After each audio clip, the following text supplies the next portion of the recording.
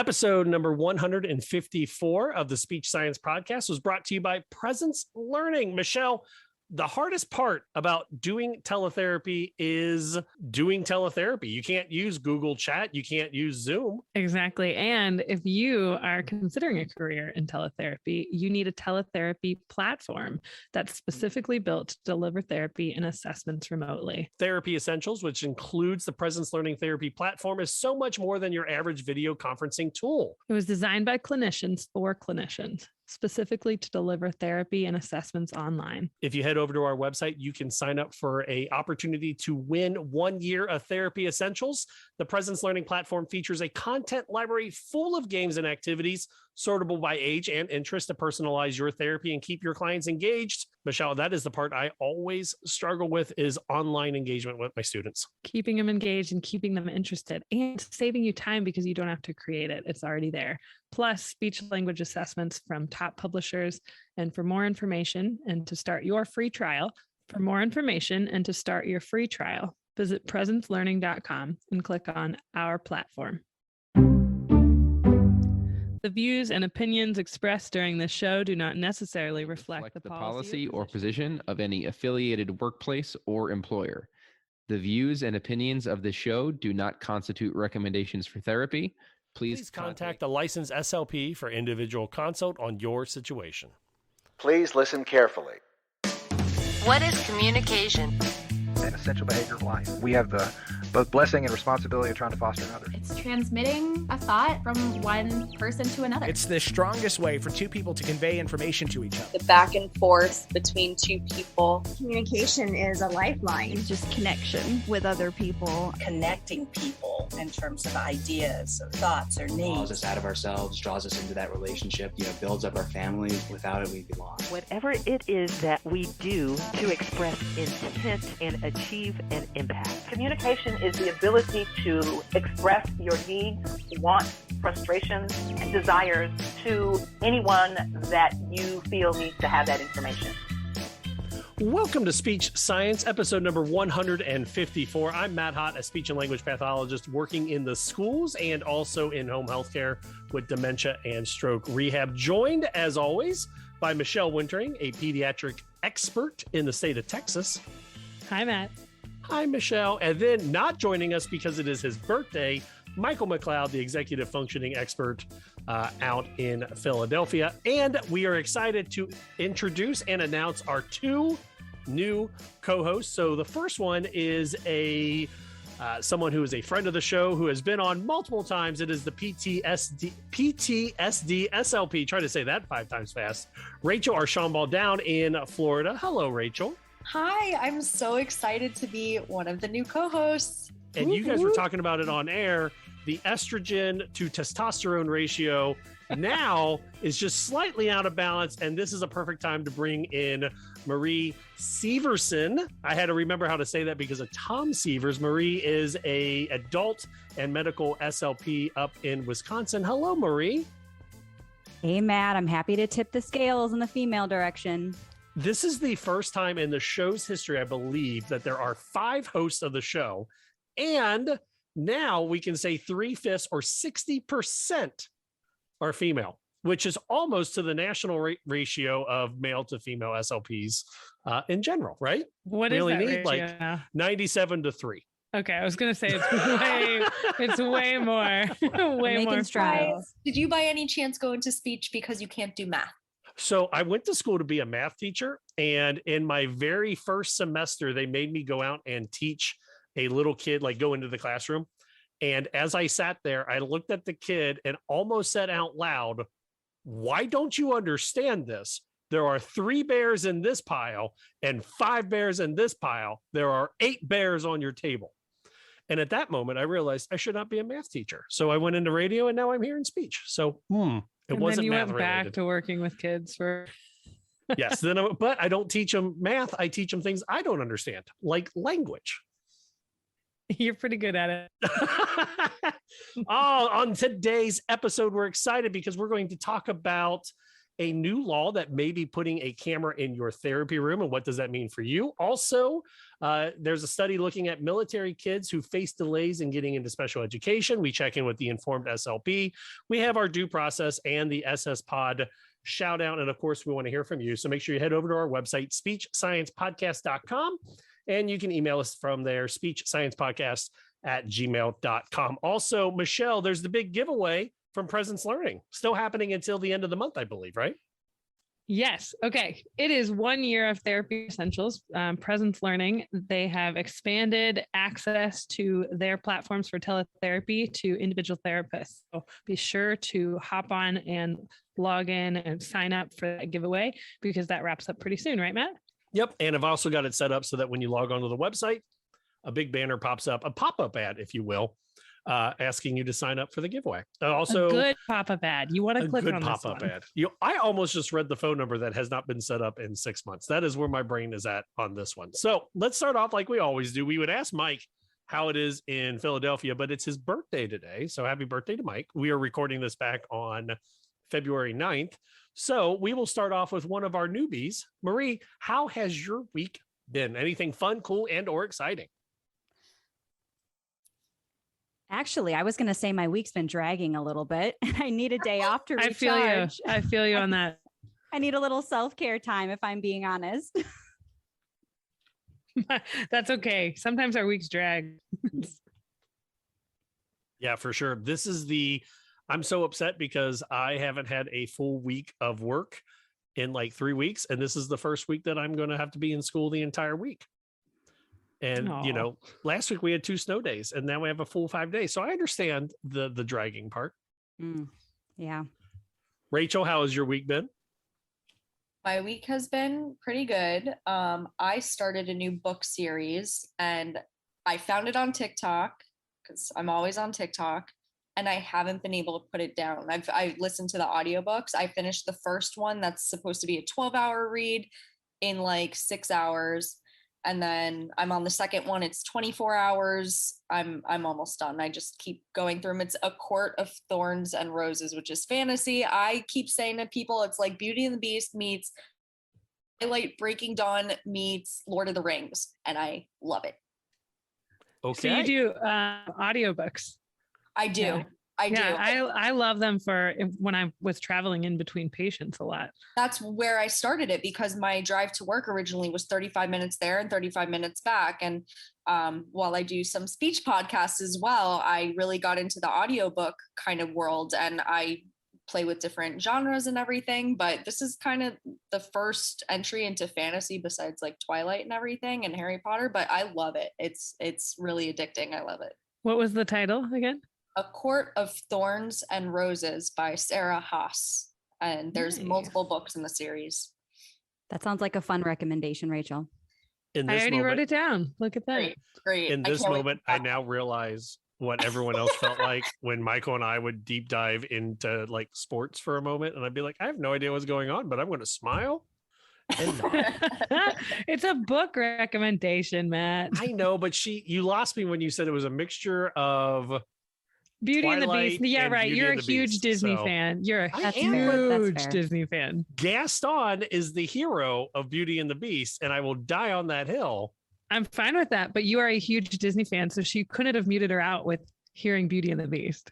Also, I forgot I was in Disney this weekend. That just I forgot about that. That's because you live in Florida, so it's like it is. And so many Florida things, like you guys talking about snow days. I have no experience with that. That seems like a nice day. I don't know. Marie, do you even get snow days in Wisconsin, or is it just like a Wednesday? No, I remember it was negative 50 degrees in college one day, and they made us come in. You go in no matter what, pretty much. Yeah. I mean, you would just chuckle here, and I'm not a Texan, a native Texan, but living in Texas, that, we canceled school for 2 days last week. So what did you do during your week of snow days there, Michelle? Took care of my children whose school was canceled and closed. It also had been closed the week before for half the week for a week due to COVID going around with staff and stuff. But so I'm happy that they're going to be back to their regular schedule here shortly. So I feel like I'm dragging a little bit too. I mean, I love the time with them, but it can, any moms can relate to that. Quick note, do you guys listen to Overdrive? Listen to your auditory books? Wow, I'm struggling, Matt, too. Do you listen to your books on Overdrive or Audible? What do you use? So I used to use Audible, and I found the Libby app, which is Overdrive. It's the updated Overdrive. Yes. I have not updated anything yet because I'm scared to lose this book, but I will update it. But I love it. I mean, I can get through a book in under 2 weeks. So you have 2 weeks to rent a book, and then you can request it again, which is good if you need more time. Oh, it's free? Yeah, it's free. It is. People think they need a subscription to Audible, and I tell parents this and patients this, and other therapists who are commuting or running between patients. You need to just get your library card and download Libby, which is it's the same company as Overdrive, but it's a little more user-friendly platform, I think. Now Libby's platform is not great. Like, I had to sit with my mom and show her, like, this is where you type in a book and this is where you find the book. It is a little confusing.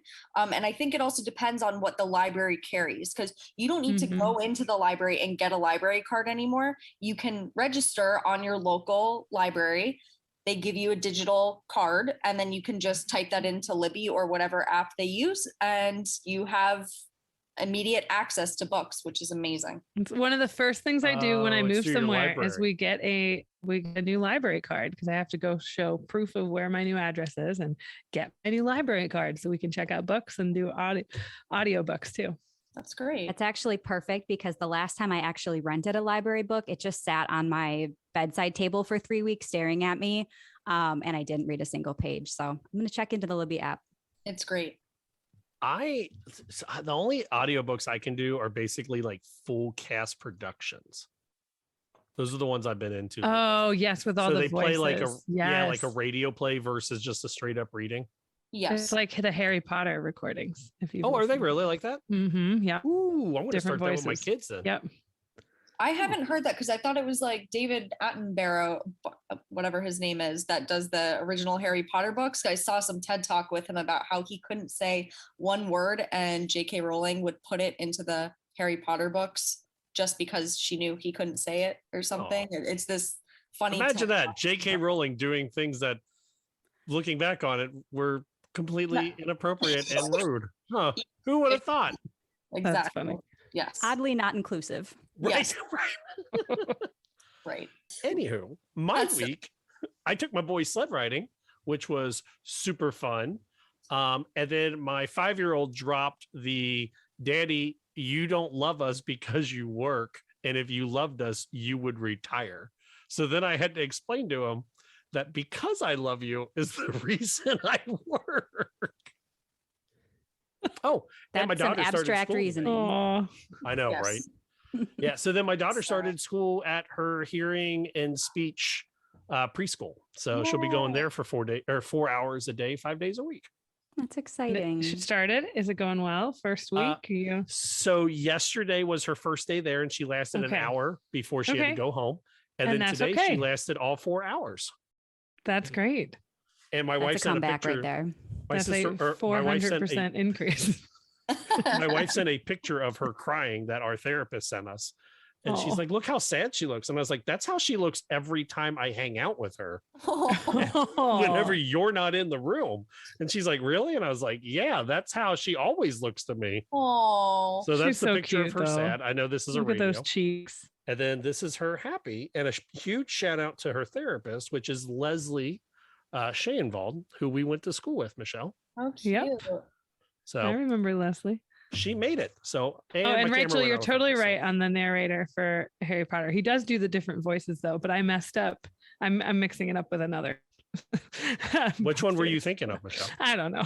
I'm remembering it. I've listened to too many audiobooks. I do like, I listened to one of Malcolm Gladwell's recent books, not the one about the airplane before that. That was done like podcast quality, or they had clips from the news articles that they were talking about. So they had the actual audio files from whatever they were talking about, which I really liked in book form. Because when I was reading it in book form, I just had to read it myself. But I really liked that they put the different audio clips into it. And that was the first time I heard the splicing together of the book like that. That's neat. Yeah. Really cool. I can't think of the name of the book, but I love Malcolm Gladwell. Very cool.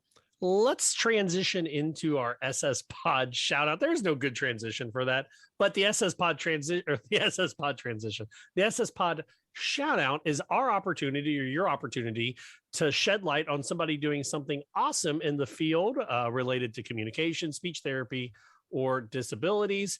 And NBA player Michael Kidd Gilchrist, we're going to give him the shout out because he gave a shout out to his speech and language pathologist. He says, I want to share my story and see my stutter as a gift that I have embraced because now I can help others, including those who are getting into the field of speech language pathology. So pretty cool. An NBA player giving a shout out to the person that got him to where he needs to be today. And it sounds like he founded. Yeah, go ahead. Sorry. It sounds like he founded a nonprofit called Change and Impact Inc., which is a stuttering initiative the goal is to improve access to healthcare and expand services for people who stutter. Awesome. And he spoke to grad students, to SLP grad students at UNC and UNCG. I'm sorry. So where is that? That's UNC. Okay. Just North Carolina? Location. Yeah. University of North Carolina. A specific campus, maybe Greensboro campus. There we go. All right. University of North Carolina, Greensboro campus on February 1st. But what I thought was neat is that I loved that he is not just creating that organization, but reaching out to people who are entering the field, because I think that's when we all sort of build our foundation, right? And if we could have more experiences with people who aren't just in the depths of doing therapy with us, because we're learning so much in grad school, but actually meeting people who are on the back end of doing therapy and have been successful, I think it can make a huge impact on how we view our jobs. Absolutely. And I think he was a speaker at the 2021 Asha convention. I know that that's where the student from UNC met him. But it reminds me of when I was a student and I went to Asha, I met Tony Talmadge, and he's the electrolarynx singer. Oh. And it was wonderful to get to meet him while I was a student because I hadn't met anyone else who had used an electrolarynx before. And you remember that forever. I feel like it's such a ingrained part of us when we're going through that training, that intensive couple years. I remember anybody who came in and spoke to our classes. Exactly. I'm on the complete opposite spectrum, Michelle. I don't remember anybody that came into our classrooms. We didn't have that many. So okay, maybe that's you're not missing too much. So that is the SSPOD shoutout, hashtag SSPOD shoutout, or email speechsciencepodcast@gmail.com. On the flip side, if something is bugging you, if something is not sitting right and you want to bring it to the court of public opinion, where the 4 or 5 of us can debate for you, that is the SSPOD Due Process. And Michelle, from home, from Kim in Athens this week, we get a question. Basically, it says she's being asked to keep a 90% productivity rate, but she is struggling with how to juggle mental health and getting all her work done when she's working off the clock to get that 90% ratio done. My only experience with productivity rates is I used to PRN at a facility up in Dayton, and they asked me to do 90%. And I told them that I work in a school and I'm used to 60 to 75% productivity. And if you want to keep me employed, you'll be okay with that. And as I said, I was a former PRN at that place, as I could not keep up with my 90% productivity. And I do not miss that one iota. I think the rough part is, and I haven't worked, I think Marie, you've probably of us worked the most in that kind of setting. I've only done PRN in a SNF and clinicals in a SNF.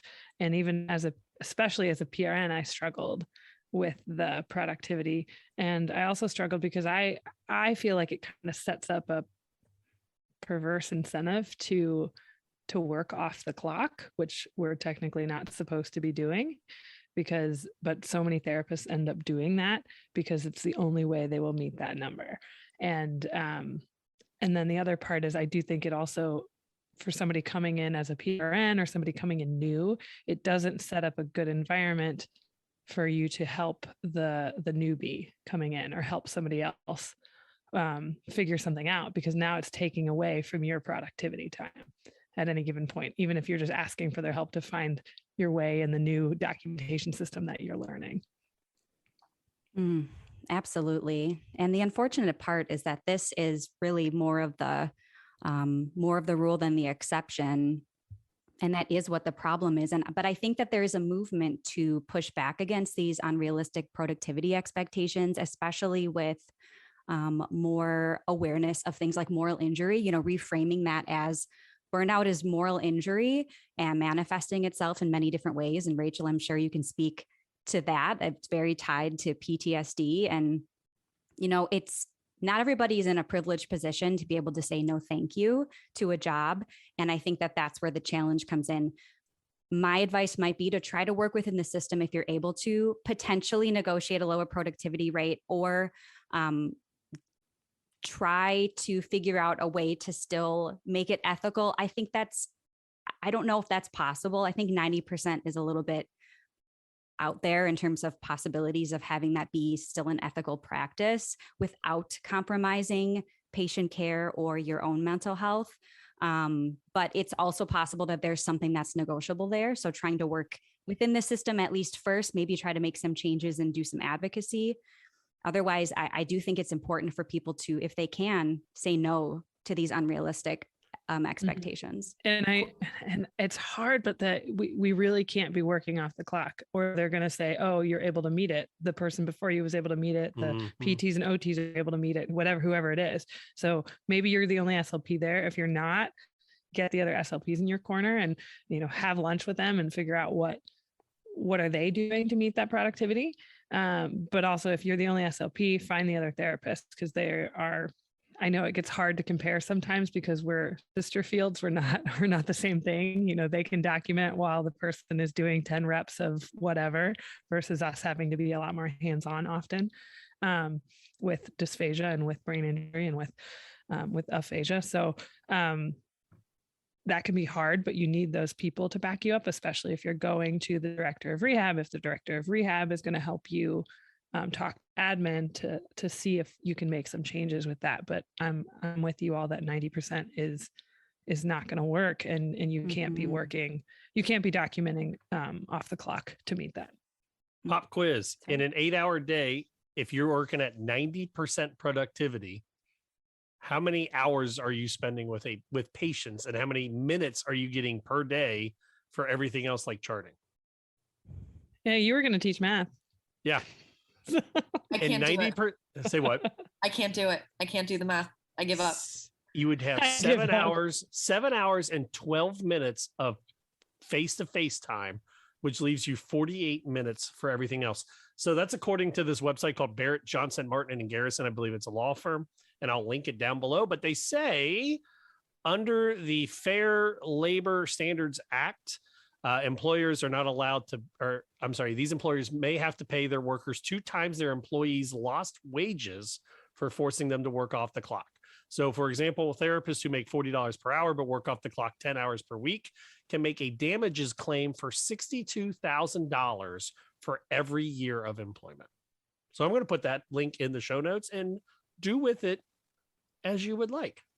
And I'm sure that if you get that, this Barrett, Johnson, Martin, and Garrison would probably take half of it. And then we would love a slight donation for giving you the link. And be mindful of the language there. I'm hearing if they force you to, but if you make that choice to work off the clock, I'm sure that falls into a loophole of. Oh yeah. Good point. Right. Yeah. And that's the biggest thing. The only way they're going to know that this is not doable is we cannot work off the clock. That's part of the problem, is they don't make it so you can refuse that. And I know in the nursing facility arena, they have these larger, not corporations, but organizations that buy up all the skilled nursing facilities. They're all run by the same facility. And they say, well, we are 90% across the board. And having a 90% productivity, if the math was correct, that Matt was saying, it doesn't leave bathroom breaks. It leaves you, that's the documentation time. So if any patient is taking a little bit longer, that's cutting into the next patient, which is cutting into the next patient. You are not having individualized care for each of your patients. And that's where people say it's unethical across the board. It doesn't leave you as the provider time for yourself. It doesn't leave individualized care. And to have a standard like that across the board, I did my full-time internship in grad school was in acute care, and we would get there in the morning. The director of rehab had a paper out for us with the exact number of credits or points that we needed. So it was like an evaluation was worth this much and the treatment was worth this much, and we had to hit all those clients, and that was it. It wasn't like, oh, sorry, we missed it. You had to fit them in somehow. And that's where you get into this cycle of, well, we were able to do it this day, or this therapist was able to do it, so why aren't you able to? And then they rate you down, they dock pay. That is the problem, is when it comes after your pay. And that's why more people don't speak up. I have been in a class action lawsuit, not for productivity for this field, but when I was working as a server and I worked at a restaurant, we were being asked to come in almost an hour early before our shift, do silverware duty and other stuff before we clocked in. And, you know, there were so many people in this company that did this. We did the class action lawsuit. And I can't even remember. I think it was over the course of 5 or 6 years. Provide so much information. I had every pay stub saved, and I had to say at this time I checked in, they had to look into all that information. So it's just, I think for our SLPs that are going through this, I think that's a daunting task for them to be keeping track. Well, I was here at this day, and it's just the precedent that's set forward from these companies that are saying you must meet this or else. And that's tough. And then I think it gets, depending the setting, or there's places that kind of try to hide it a little bit. You know, they don't, like you said, they'll change it into units, or so it's harder to do the math. It's not just a percentage of your time. It's, you have to get X number of units, and certain things are worth more than others towards that. And that's great if you're the SLP who's only doing the MBS all day long. And so those are worth 6 units or whatever. So you're going to be skyrocketing through all the productivity. But the person trying to like run around the hospital and get this patient and this patient and this patient who might be with P2, who might be eating lunch, who might be wherever else, isn't going to meet that. And I know I'm thinking more hospital, like you said, acute care. But it's hard because Marie, you hit on it too. This not everybody can walk away from a job, and even if the demands it's putting on are not healthy for you or are not ethical. We do the point system in home healthcare. Do you guys do that up in Wisconsin, Marie? We do. Let's see. I'm trying to remember now. My productivity isn't a huge part of my home health job. They have a very well balanced system, but you are supposed to meet a certain number of units per day, but it's really manageable. So certain visits are worth certain amounts, and then you have a goal for the week, and it's generally quite attainable. Yeah, I got let go from a home health company because I had to meet the requirements of 5 points a week, and they were paying me about $20 less a visit than my other companies that I was working for. And I also had to drive the farthest away for their patients.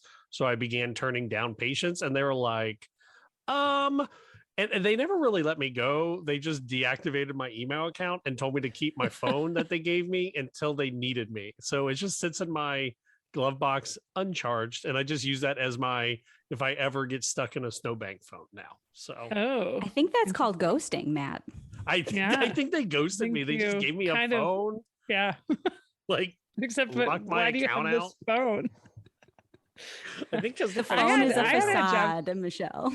I know, right? I had a PRN job, and they only called me in once or twice, and this was over like months and months. Right. And so then suddenly they called me and they were like, we need you to work basically full time this next week. And I was like, I can't do that.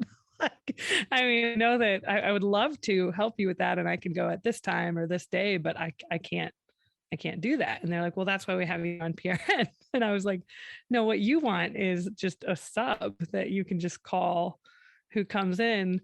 That's not PRN. No. So, and if you need a scheduled PRN more or less, then you're going to have to guarantee, X number of hours a month or something, if that's what you really need. So I think they needed to relook at, I ended up stepping away from that, but one of, you move around and you pick up PRN jobs, and a lot of SLPs, we all do that, our side gigs, our extra hustles. So I think the hard part though, I'm sorry, Marie. Just agreeing with you, Michelle. I couldn't say it better. I think the hard part is that the answer to a lot of these questions in the due processes that we get is find a better job. And sometimes you're not able to do that. And I mean, I hate to say that is the end all be all, but until we get a national union that can kind of stand up for every SLP across the country, money talks. And the only way to really do it is to kind of walk away. And that's not a viable answer either, but I don't know. Well, and you hear the patient abandonment term thrown around, but we are also, we're in this field to help people, and it is a service field in a big capacity. And I think that makes leaving any job at any point, even one that you prep them and give them all the time in the world to find someone to replace you and have time to transition to a new therapist. So in the Orlando, at the Orlando Asha convention, I was talking to an unnamed Asha rep, and they were saying that if you give your company the minimum of 2 to 4 weeks to leave, it is not patient abandonment. Oh, I researched this in depth, Matt. Did you? I could even find it on our code of ethics page, because again, another job that I left, and I left for, I won't give more details to that because I've lived enough places. Hopefully no one will know. But a job I left because there was very clearly things going on that my license and myself did not want to be a part of. Right. And I was there for a very short time. Now, that being said, was this during your Ontario stay? My what? Your stay in Ontario? Yes, of course. Yes, okay. We'll go with that. But that being said, I was threatened with this idea of patient abandonment. And I did my research, and I called what is the phone number from Asha? I spoke to a person at Asha who can kind of help you answer code of ethics questions, right? And it is purposely vague in our code of ethics. And it says, I can't quote it exactly, but the main point is that you will plan for continued care. You will plan for continued care. It does not give a timeline because they don't want to lock us therapists into, you absolutely, no matter what, have to give 2 weeks notice. That's not it. As long as you plan for the care of your patients and put in good faith effort, you are following ethics. And I think it's fair to say, hey, you signed a contract and there's a policy here, but I'm going to call that what it is. It's sometimes a manipulation tactic to take advantage of people in the field that we're in. And I think that physical therapists and occupational therapists are also going through some of the same things. I'm a bit of a Reddit lurker. So I agree with what Matt was saying earlier, that it is going to take us all banding together and standing up against some of this, because it's a problem. Absolutely. It's a tough position to put us all in. And again, how Michelle was saying, that privileged view of not the patient abandonment part, but just saying, oh, find another job. What about the people that I was servicing at this last one? Do they not deserve therapy because I'm not getting paid enough? Like it's all these issues bouncing off each other that are contributing. We also have this critical shortage area, again, because of all these issues. I was seeing a thing on, it wasn't on Facebook, or maybe it was Reddit, or maybe it was Twitter. I don't remember, but it was saying that we don't have a shortage of SLPs. We have a shortage of well-paid positions. And if you fix the pay, or in this scenario, we fix the productivity rates, we don't have a shortage. I mean, I left a school district that I had 90 kids in to go to something where my caseload right now is 45. You know what I had 3 hours to do today at work? I had 3 hours to write an ETR, an IEP, and begin an evaluation on a student. 3 hours on a Wednesday in the middle of the school week. I don't even know what that's like. I don't know what that's not like. Accident. So that sounds like a dream. It's taken 10 years, baby, and it is the dream. Yep.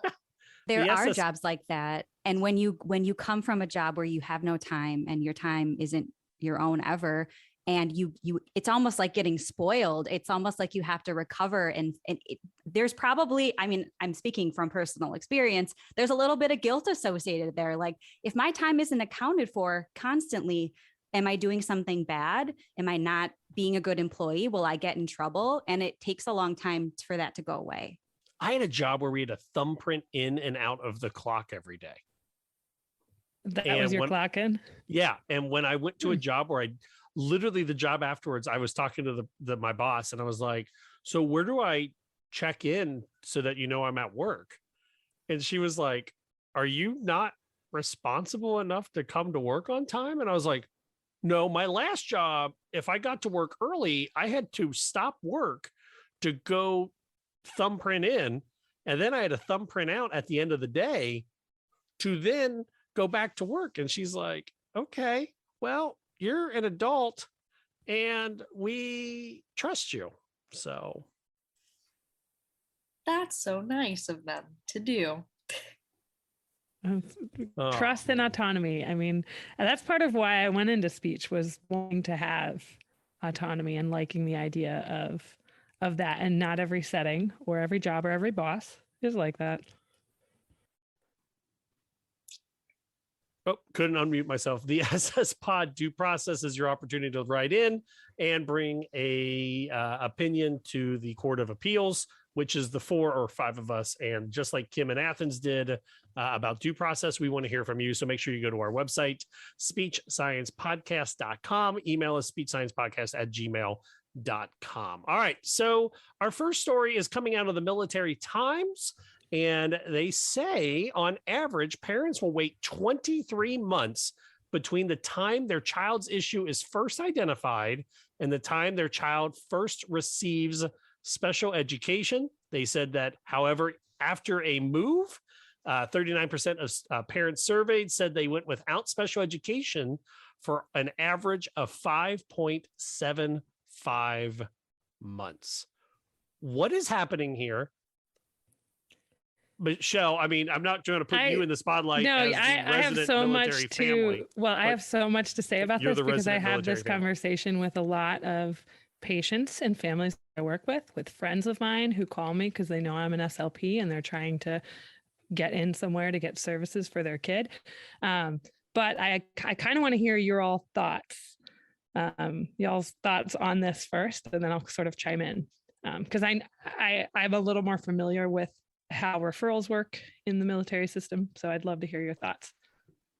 I didn't even consider the referral from the military system. I guess my processing was, this makes total sense when you think about how often people move. And if it's from state to state, the process to get their child evaluated or get the ball moving is like that 60-day timeline, but it's not that 60-day timeline. It actually ends up being 120. Right. So it ends up just snowballing and snowballing. When is the next time they're moving? It makes complete sense to me that this is happening. And I forgot what Matt said about like parents wait.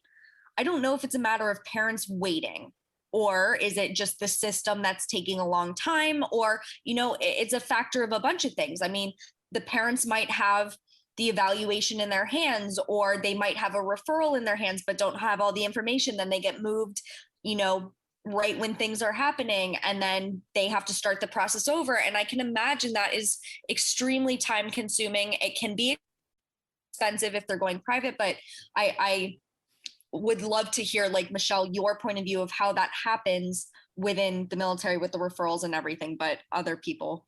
The wait was the time was including waiting for and getting the evaluation, and then waiting for eligibility determination, and then waiting for the individual plan of services to kick in. So that was the quote unquote 23-month wait.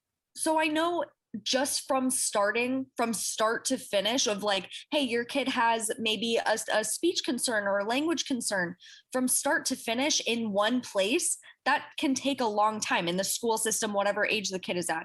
So when you add in the factor of possibly moving or different states that you have to take into account, I can imagine that this takes a long time. It's not an unexpected thing for me. This makes sense.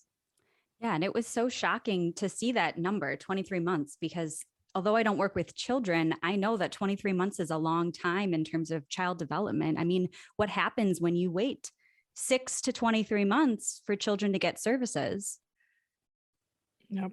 So, so you all understand a little bit how insurance works, and I'm assuming this is all through insurance that people are getting services, because that's what they're reporting.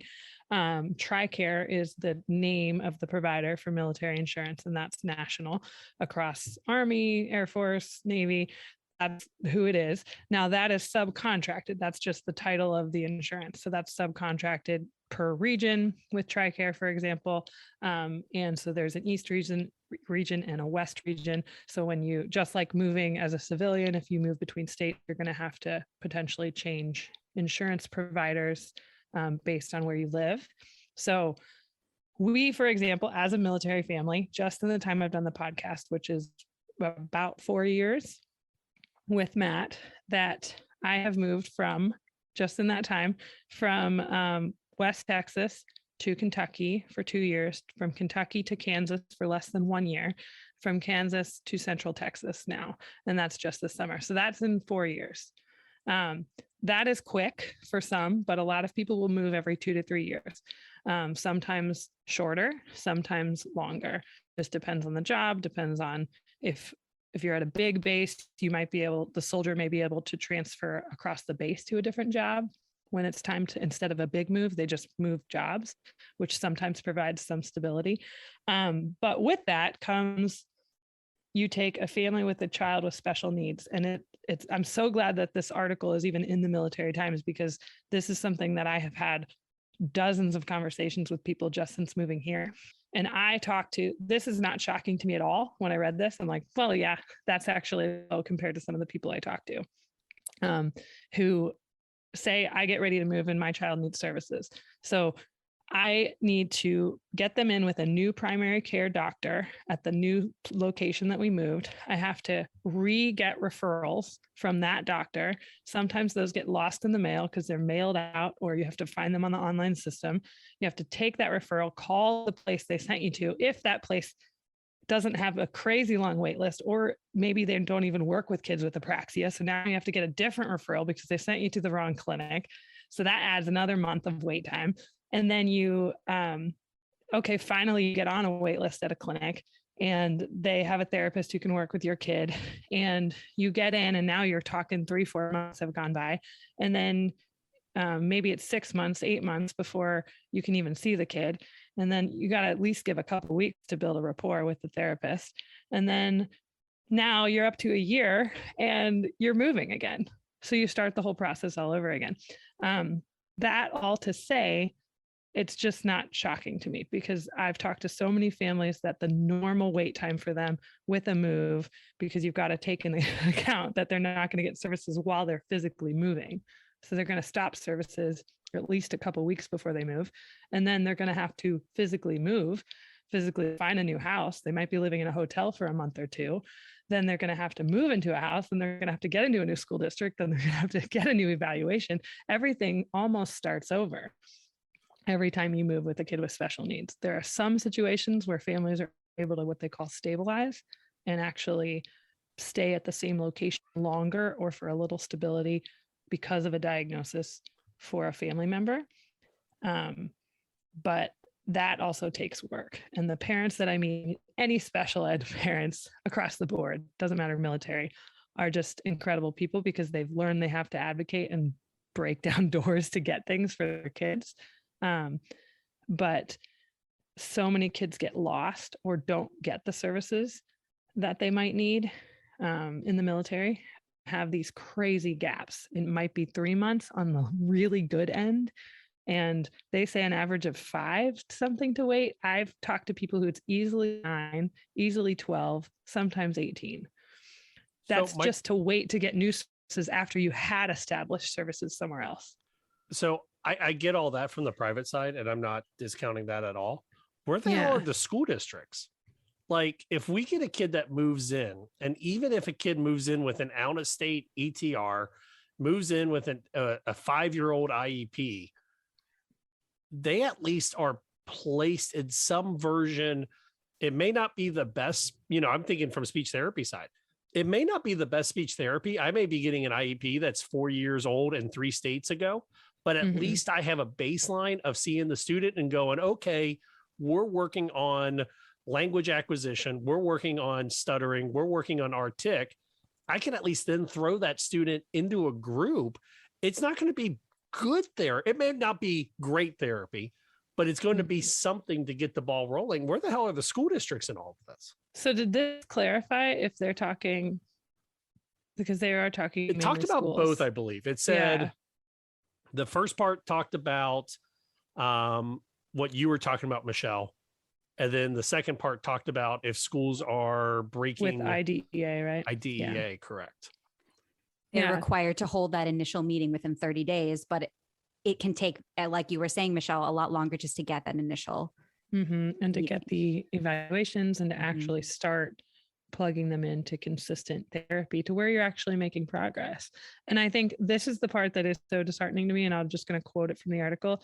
The quote is, the delays, quote, have become so normalized they have been left largely unexamined, the report said. Parents may not even raise an objection because, quote, it's just the way it is across all states. And I've heard those exact words from families. It's just the way it is. We've tried, we've fought it. This is just what we have to do. I've talked to people whose kids have had 15 to 20 different therapists in like a 5-year period when it comes to special needs services. I'm reading this is a gaping hole, and I feel like something needs to be done, and I don't know completely where to start. I keep coming back to, because my only experience with any of this is from the school side, and this is where I would put the charge out to any SLPs in the building. Like, I get why we wait until we have a current ETR to see the kid, but there's also RTI processes that we could at least use as a stopgap.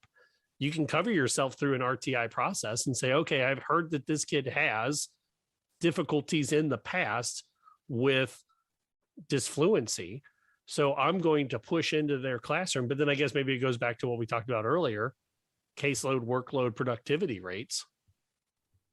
There's that, but then also, what if they get put into a classroom that, say, kindergarten or something, that the teacher is not really familiar with speech or language, just lets it go, isn't really, doing a referral or anything because they don't know what they're looking for. I think there's a lot of things that are happening there. I'm trying to think. In Florida, we have something called like Child's Find, and I think that's like a government program across the board, but that's where I'm not sure how the military and that insurance can affect like the government programs. Like, if you were to come to Florida and say, oh, my child needs speech services, could you go through Child Find, or does it have to be strictly through the military insurance? And I think that's also where you can get into a little bit more trouble of, do I do this unfamiliar referral process, or do I go with what the military is saying? Like, we have this insurance process, how do we go through this?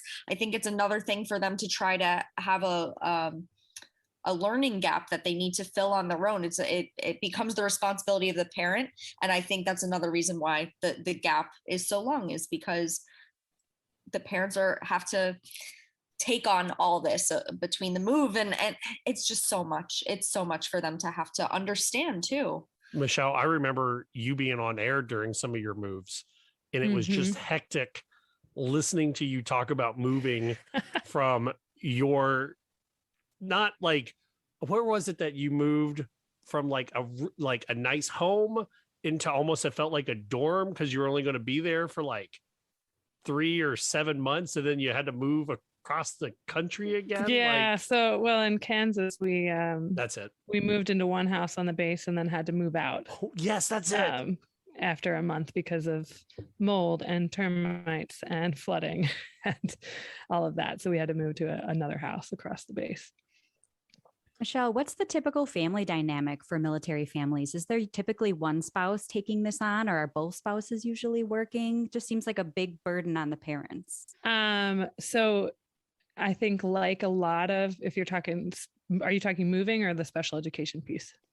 I'm thinking, like, are both parents working? Is one person doing all the follow-up, all the calling, all the setting up for some of these things? Yeah, I think that definitely yes, because just like often in the civilian world, more, and I think we as therapists tend to default with kids often to talk to mom. That's statistically just who ends up often taking that load on when it comes to education and medical type stuff.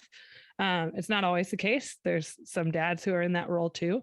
But with military, there's definitely a lot of families who, even if they were dual career, take my family, for example, I've had to have periods of not working because of short-term assignments or licensing or that kind of stuff. So the military service member, whoever that is, has a limited time off, to get a house set up and to move the family in, and then the spouse takes care of it. Has to.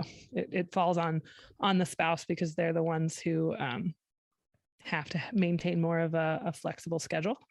That's what I was going to ask, Michelle, is like when you all moved, how long did your spouse have to help before he was expected to show up on base? It depends on what leave you take. So there's a certain amount of days that are allotted with any move, and depending how far that move is, how many days you get for travel, how many days you get for household goods kind of thing. All of that is great if your household goods arrive on time, which often, depending, moving companies, especially in the last couple of years with COVID and lack of drivers for trucks and shipments. And we've seen that just with a supply chain, right? So there's been a lot of backlog on that. For example, when we moved to Kentucky, we ended up living in a hotel unexpectedly for a month because our stuff was stuck in Texas before it got to us. So that being said, there is a matter of days that they're given, but that's only if the timeline works kind of perfectly, right? And then depending their job, if they're able to take a day or two, like when the household goods arrive. But oftentimes what happens is the family will accept, if you've ever paid movers, right, or had people there to unpack, you've kind of got to do the checklist of everything coming in. Often the soldier's not there for that. That sounds like a nightmare, to be truthful. I know, but take this line. That's just the way it is. Yeah. Like that's what people are used to, unfortunately. Well, that's a depressing end of this discussion. Now there are plenty of families who are dual military or dual career as well. I've met families who are dual military who, if they continue to be dual military into their career, like as a married couple, and if they have a family in particular, that's where I see they'll hire a au pair when they move somewhere. They have to have somebody who's available, or they have a family member close by. A dual military couple who has kids has to have what they call a family care plan in case both of them were pulled away. They have to have someone who, on record can take their children for a given period of time. Well, I feel like we all need to take a little break from that, and we will check in with the Informed SLP. And then when we come back on the flip side, what a bill is being passed in certain states that might mean a camera is moving into your therapy room. You're listening to Speech Science.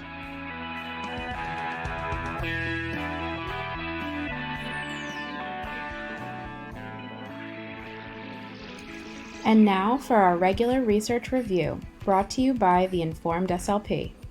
The Informed SLP releases a monthly newsletter that brings you plain language reviews of only the newest, most clinically applicable research, keeping you up to date on advances in the field and saving you tons of time. So let's get to it. What's at play during play?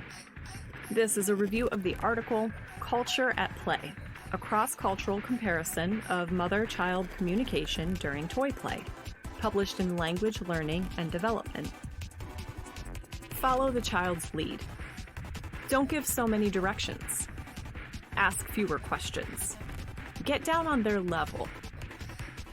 As SLPs working with young children, we are constantly saying these types of things to caregivers. But it's important to consider what cultural values and norms may underlie these strategies.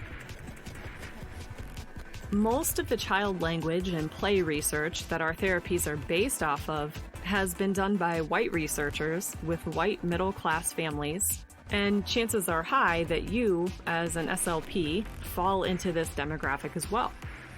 This can end up pathologizing other valid ways of playing. Being aware of how cultural values may be at play can help us confront our implicit biases about the inherent value of certain types of play, and move instead towards increasingly culturally responsive care. Rahcel, Vibata, and Marion looked at differences in communication and play styles between Thai mothers and American mothers of preschool children. The mothers had similar levels of education and language abilities. They found that mothers used strategies that aligned with their country's cultural values and encouraged different aspects of their children's language development. American mothers tended to use more positive feedback and recasts, and to follow their children's lead. This is in line with individualist values, which put a premium on an individual's expression and interests. Thai mothers used more labels, open-ended questions, testing of vocabulary, and reframes. These findings align with adult-centered parenting characteristics of collectivist cultures. Neither one of these approaches is better or worse. The differences illuminate the way that cultural values shape our social interactions, including play. Rather than trying to change parents' behavior so that their play looks a specific way, it's important that we work to understand parents' values behind their behaviors and provide support that allows parents to support their child's development within their value systems. There is a side note here that says the study included no ethnic or cultural information about these specific families. We need to exercise caution in describing the cultural values of families in any country as a monolith. Thanks for listening to this review. If you're interested in more, come visit us at www.theinformedslp.com. Tell us how you put the research into practice, or find us on Instagram, Facebook, or Twitter at The Informed SLP.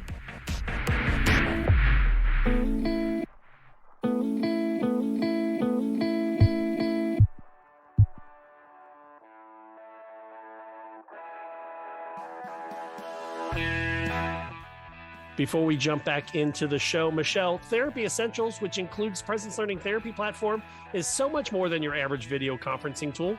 It includes everything you need to do securely and effectively deliver speech and language therapy and assessments remotely.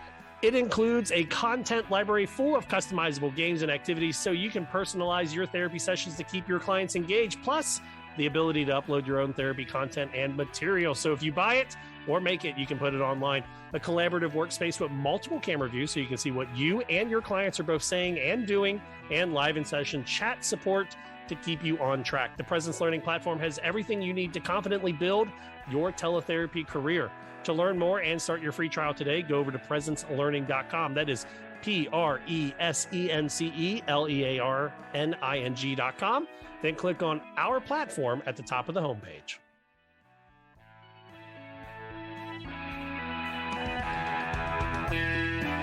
Welcome back to Speech Science, episode number 154. I'm Matt Hott, joined by Rahcel Archambault. Hi. Hello. Marie Serverson. Hey there. Hello. And Michelle Wintering. Hi. Hello. Mike McLeod is out handling his birthday with his Happy birthday, family Mike. tonight. Hey, so we got 2 new people onto the show, and there was a segment that we used to do as a group where I give you a random question from our conversation starter website, which is something I use sometimes with my therapy patients. So I'm going to give you guys the opportunity to answer a random question before we jump back into the show. How's that sound? Okay, sounds good. All right, Michelle, you know how this works. So give me a number. Hot seat. Do I need to time this for you? No, we're just going to do one question. We're not going to do a full hot seat. All right, Michelle, give me a number 0 through 351. 2. All right.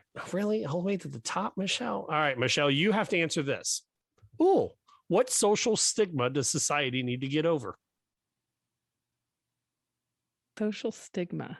Okay. I feel like I don't have a good answer for this right now. Social stigma. Matt, can you? We have My lost brain is Michelle. not firing. Like, is there something in society that people look down upon that we should just move past? I mean, I could think of a lot of things about motherhood right now.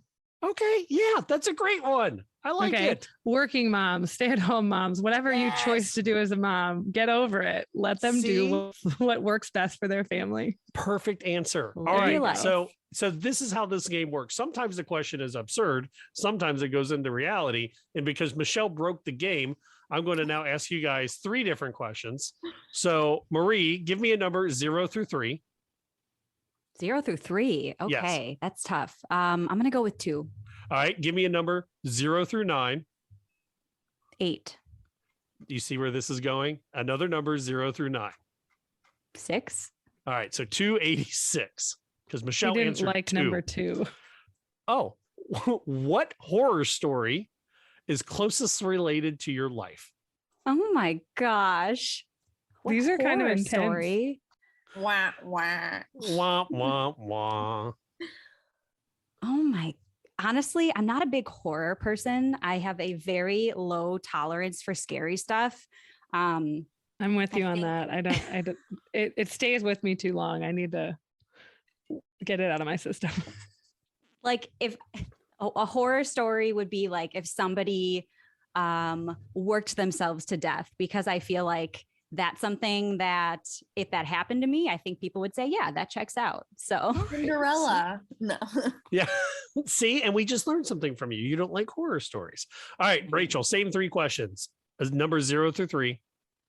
Really, just pick a 3-digit number. I'll just 139. Thank you. Like Michelle broke it, and now I had to treat you all like little children. 139. Oh, Rahcel, what habit do you have now that you wish you started much earlier in life? Therapy. Oh, that's a good one. Let's do that one. I love it. I love it. Strategies, things like that. I didn't have the skills for that before. So yeah, for sure. Therapy and coping strategies. I love it. And I'm going to pick 222. And it says, if you could talk to animals and they would understand you, but you couldn't understand them, what would you do with that power? And I think I would create. You couldn't understand them. That's right, the key. But they could understand me. I could tell them to do anything. I thought it was Antonio from Encanto. I got excited. Yes. I think I would set up like it would be the most awesome camping adventures for the Cub Scouts I work with. That's what it would be. If I could tell animals what to do, but have no idea what they're telling me. That'd be the most fun. So it would be a surprise for you too, but you could I'd be like, give instruction. Squirrels, go find the most edible food from my Cub Scouts and put them in a pile, stuff like that. Hey, we're currently evicting squirrels from our attic right now. See? So that's fun. Michelle. That would be my answer. I would tell them to get out of my attic. Oh, Michelle, what did you find about Amazon? Was it you that found this sorry, article? guys. Yeah, I just happened to cross this today. So I think it's awesome because this is just something that is a need to know, especially if you work with anyone or yourself needs more time to communicate with your Alexa device, which is probably going to start talking in my corner over here by my room because I just said Alexa. But you can change. I didn't know you could change the settings on Alexa to allow for more time to give prompts and responses with the Alexa device. And then Marie, you said you found one for Google? Yes. So Google has something called continued conversation, which is a feature that allows your device's microphone to briefly stay on after you ask your question. So you can ask a follow-up question, but they do not have an option where Alexa will listen to you for a little bit longer. But they also have an option where you can adjust how sensitive the device is. So if you say a command, but it's not quite as clear, you can turn that sensitivity down. I'm thinking people that have dysarthria or other speech problems. So a couple of nice accessibility features, but not the same as the Alexa. Hey, and also Alexa's getting pretty good at recognizing toddler speech in my house. So that's pretty good. I have said this before, and I say this not lightly, we are in such a renaissance of an opportunity for folks with disabilities to live almost as if there is not that they're ever going to not have a disability, but like from the Obi, which is a device that can be activated by a switch for a patient with Parkinson's to feed themselves, to Alexa, to I have a patient that I was working with who their family set up an Alexa device in their home solely just so they could control the television, not because they could not see the remote. So it was really just like, Alexa, turn on the Discovery Channel. And it did it. But these are the things that can so help someone's day-to-day feel more normal when they have limitations they didn't used to have. And this is something that wasn't here 10 years ago. Even 5 with many things. I mean, this stuff is changing almost daily. Speaking of technology, did you guys like that transition? A new bill in Maryland may be putting cameras in the special education classrooms. They say to capture possible abuse, which kind of lines up with a story out of KTLA in Los Angeles about a video capturing a therapist striking a special needs child. What do you guys think of this? Cameras in the classroom. I know we had them in the clinic down at Ohio University. What do you guys think? Cameras in the therapy room, positive, negative? I mean, I don't know where I kind of sit on this one. It's tough because if you put that abuse aspect on it, of course, we want to capture the abuse happening. However, we have this takes place in Maryland where this article came from, but in Florida, we do have somewhat of the same bill. It is a student has an IEP, which places them in a self-contained classroom. A parent can request the installation of video audio recording system to be installed. The recordings can be requested to be viewed if a qualifying incident is suspected to have occurred. So what we were told when this was going to be happening was it's not a live stream. It's not them being able to just come in at any time. Because I know some preschools have, like, you can just log in and see what they're doing at all times. Or daycares and stuff. Right. Yep. It's not like that. This is supposed to be, I suspect my child did not have lunch today or something like that within the self-contained classroom. It's a specific room. They do have on the door to those classrooms a note, a big laminated sign that says, recording is going on in here. However, I understand the teachers and the paras and the other adults in the room having felt a loss of autonomy. feeling that they couldn't just check their phone or, have their phone on them because, oh, that's going to be scrutinized, that, oh, they're on Facebook or they're doing whatever. It's just more scrutiny on top of an already stressful job when every moment of their day is going to be picked apart. Or they can just say, I suspect this happening on this day, when they don't suspect anything. They just want to check in and see. So I think for many people, it feels like an overreach, and I get that. I also understand that parents are going to want to see and make sure that their kids are safe, because these problems keep happening when it is being recorded. We find that kids are being abused. I don't think that is always happening. I don't think that this is happening in every single classroom across the world. I think it's been important to capture this on camera or video, audio, whatever, when it has been happening. But I do understand the hesitation from the staff not wanting their autonomy to be taken from them. Sorry. I was going to say, my question to this, and the reason that I'm on the fence on this is, obviously, Rachel, you're right. When we talk about the abuse side, my daughter is going into special education, and I've already warned the IEP teams that are coming up, like, I'm going to be that parent. And if something were to ever have happened to my child, I would end up in jail, especially if there was video proof. But as the therapist side, I often wonder, because research shows us that the best way to learn AAC is through natural interaction, which means that with a middle school student, we may just be watching a YouTube video during therapy. We may be playing a card game. We may be playing Legos and using that device with a middle school student. And my concern would be, as a therapist, a uninformed administrator or a parent who is concerned that their child is, failing a math or science class. And then here comes the speech therapist to pull them down. And look, on camera, they played Wordle for 15 minutes. They're not seeing the problem solving and the executive functioning that I targeted. They're seeing that we played Wordle for 15 minutes. And then we had a classroom discussion on the word viral for 25 minutes. That has nothing to do with academics in and of itself.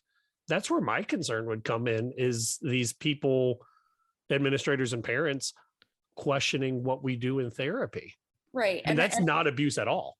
Right. And I think also it is being given to the staff members as, oh, it's to cover your butt, which there are instances in which it will help defend the teacher of, my kid came home and he said, you did this and you did this.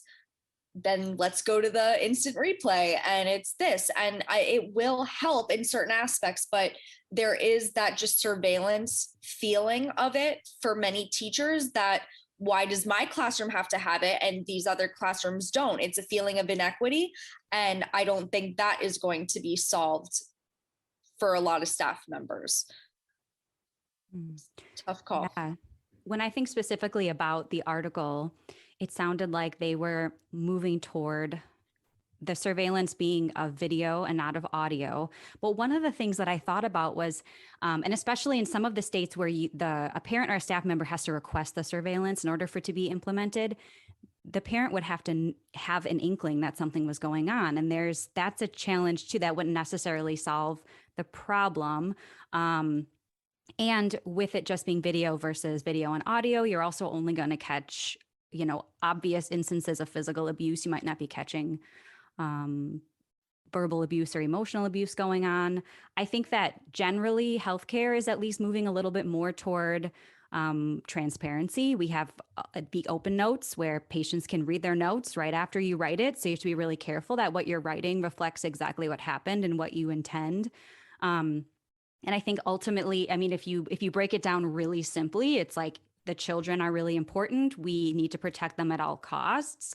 And possibly some of the cause of these issues now, and again, I don't work in the schools, I can't speak to this, but it's probably a systemic issue. Everybody, and again, everyone has their breaking point. This is well studied. People that are well-meaning, if you're put in a terrible position, something might happen. Not that it should, it absolutely shouldn't, but people are people. And if it's a systemic issue and people need more support or people need more resources, I think that also needs to be explored, because it's a lot of money that would be going toward the surveillance. And I think maybe rethinking where some of that money goes towards other supports as well for staff helps not just put a Band-Aid on it or surveillance on it, but also maybe get at the problem a little bit too. For 800 classrooms, it would cost almost $2 million. And I'm sorry. I was just thinking $26 million. I'm sorry, $26 million. 26 million. Okay. The surveillance piece. And Rahcel, you're living somewhere where it has been implemented, not where it's just a live stream, but where it can be accessed if needed or requested. I'm thinking back to even when I was 12 and 13 and 14 years old and first ever started babysitting. And that was the first time really that you heard of people having like nanny cams, right? Or having cameras in their houses. And I even remember my dad and my mom saying to me like, hey, Michelle, when your baby, not that they thought I was going to do anything I shouldn't do, but just this reminder to say, hey, like, you should know that at any point you may very well be on a camera in someone else's house.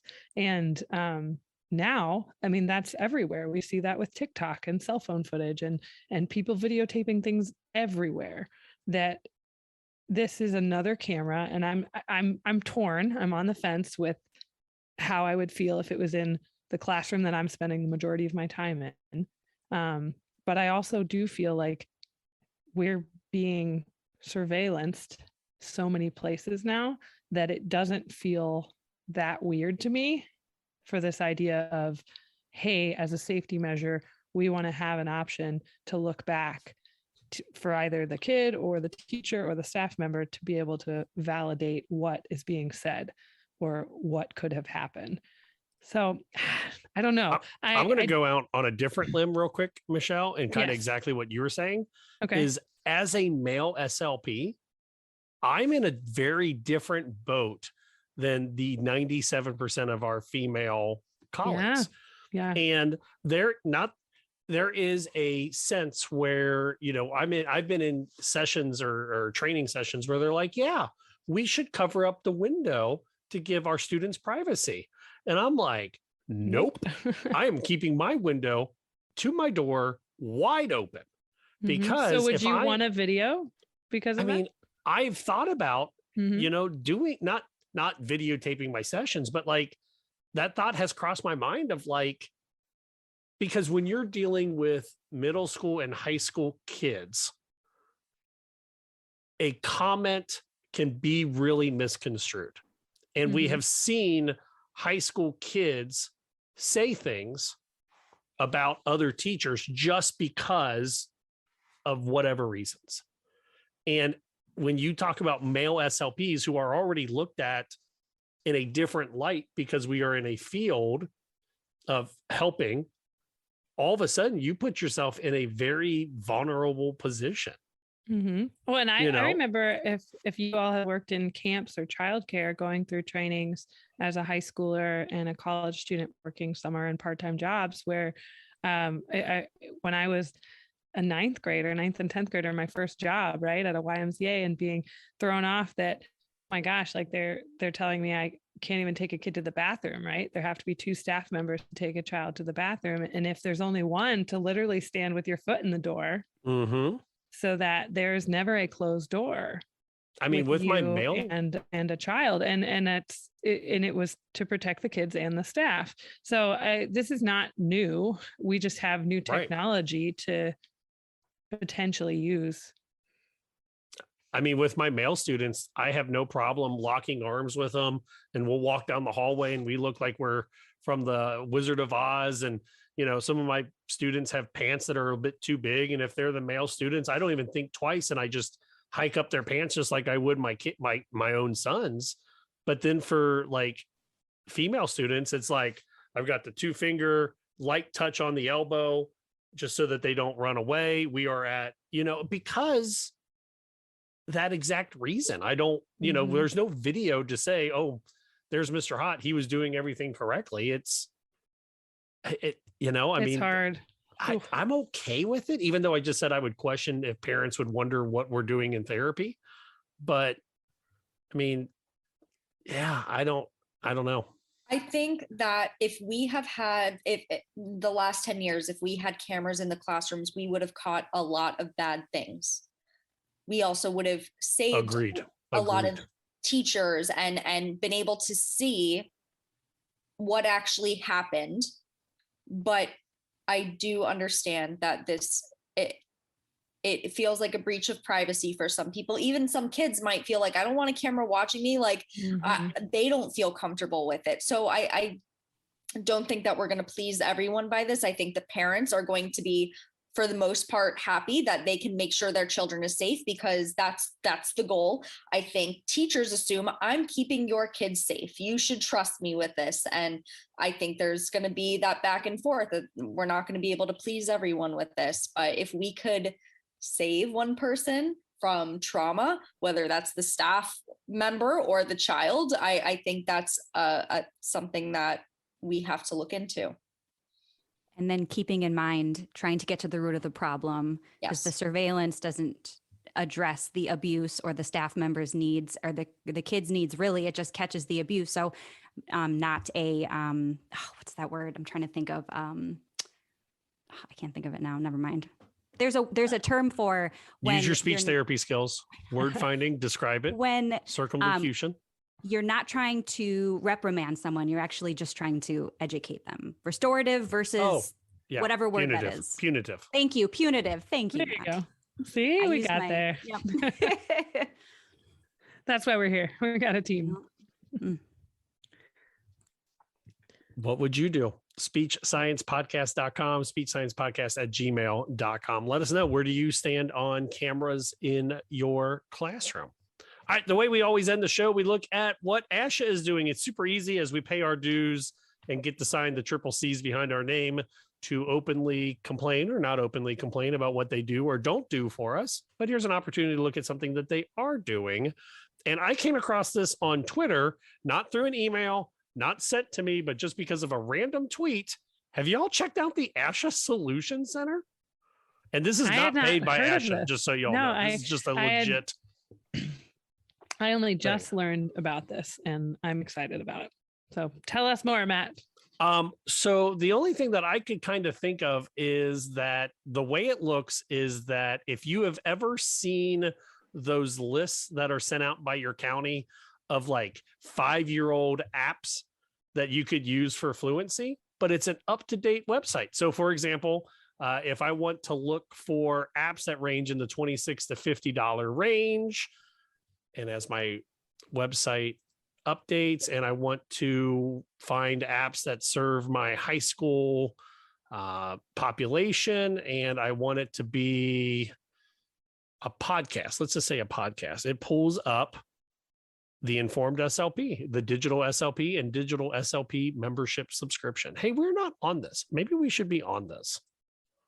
Just saying. How do we get on this? I am going to find out. Let's find out how to get us on there. But no, for the Asha Solution Center, I feel like this is kind of a nice little new tool that they have not. I like the really filter option in it. I mean, I think they emailed about it, but that's it. I'll be honest. I don't look at all my Asha emails.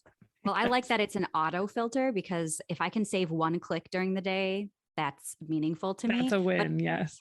I ended up finding something that I didn't know I needed. And it was an illuminated tongue depressor with disposable clear plastic blades.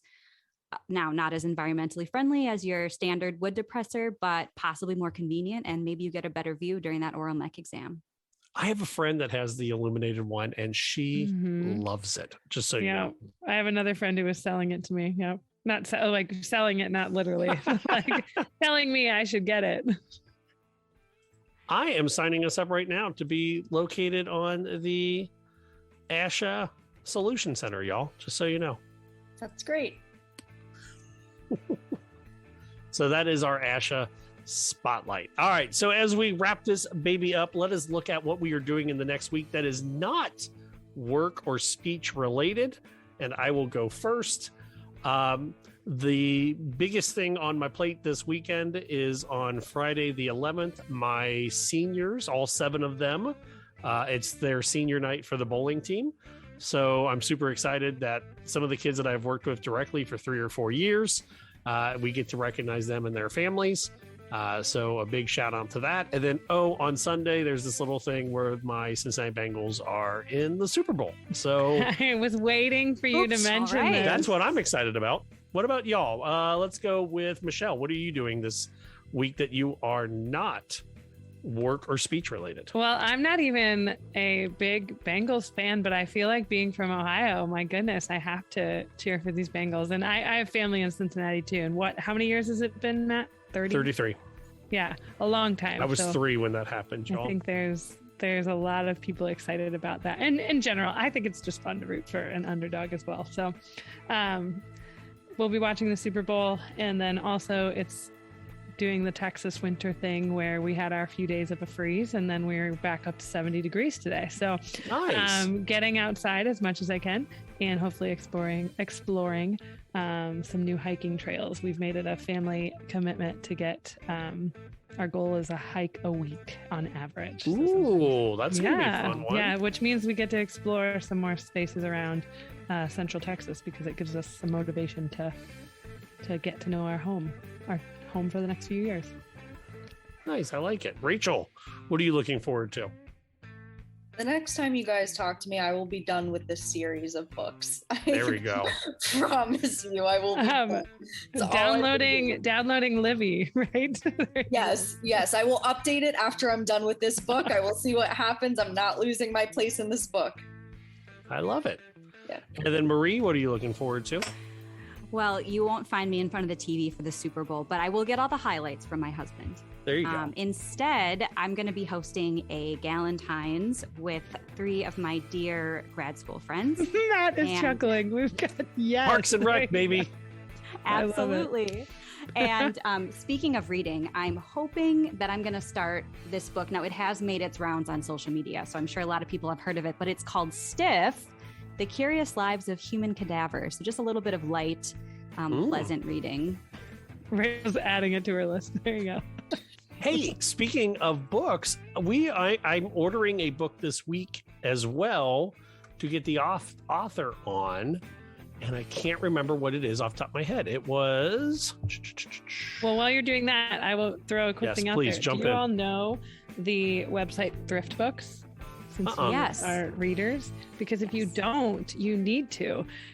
Free shipping, $10 and over. If there's any books that you're looking at buying, not from the library that you want, your shelf copy of, just check Thrift Books to see if they have it, because I've gotten so many great children's books off of there, or I've gotten Christmas gift books, because we're all about, gently used books so that we can pass along the love. But thriftbooks.com. It's not an ad. We're not sponsored. Maybe we should be by them, but check it out. The book is Sis, You Got This: From Surviving to Thriving as a Minority Speech Language Pathologist by Barbara Fernandez. I've heard of that one. Can you say that one again? Barbara Fernandez, the Geek SLP, wrote a book called Sis, You Got This: From Surviving to Thriving as a Minority in Speech Language Pathology, or as a Minority Speech Language Pathologist. Nice.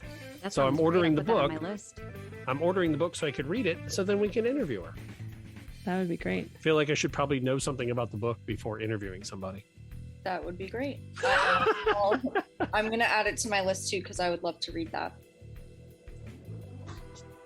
Our opening. Oh, sorry. Before we do all that, jump to our website, speechsciencepodcast.com. From there, you can get a link to the merchandise, link to the Discord, and link to sign up for 1 year of therapy essentials through Presence Learning. That is speechsciencepodcast.com. Our opening music tonight was Please Listen Carefully by Jazar. It's licensed under an attribution and share alike license. Our bump music was the County Fair Rock. Copyright at John Deku. Find his music over at soundcloud.com/dirtdogmusic.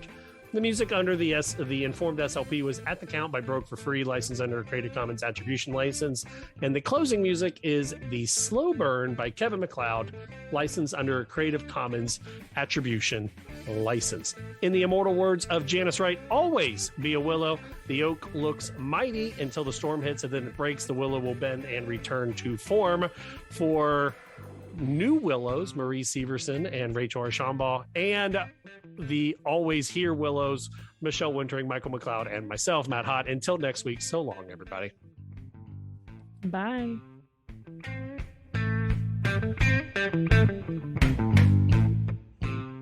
Episode 154 of the Speech Science Podcast is brought to you by Presence Learning. Matt, you know that Interstate Compact is up and running with a lot of states now, and I've been thinking more and more about that and how great it would be to be able to provide teletherapy between states. Well, with over 10 states part of the Interstate Compact, that is a lot of future students and future clients that you can work with, Michelle. But how are you going to do it? I mean, you can future-proof your career. You can get teletherapy practice up and running with Presence Learning. Therapy Essentials by Presence Learning provides that opportunity. For more information and to start your free trial, visit presencelearning.com and click Our Platform at the top of the homepage.